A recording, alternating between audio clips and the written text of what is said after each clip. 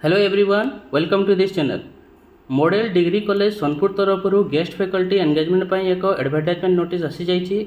Eligible candidates माने 25 जून रु 1 जुलाई मध्य hymns portal माध्यम आवेदन करेंगे।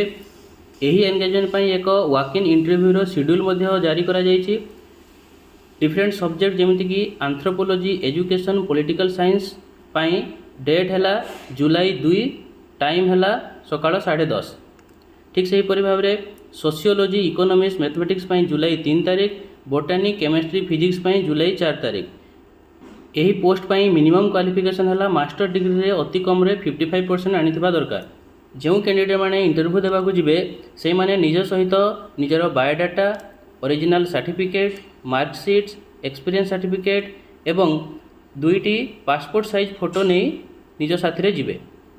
यही नुआ नुआ अपडेट पाइबा चैनल को फॉलो कर दिंतु एवं बहुल मात्रा रे शेयर करंतु। Thanks for watching.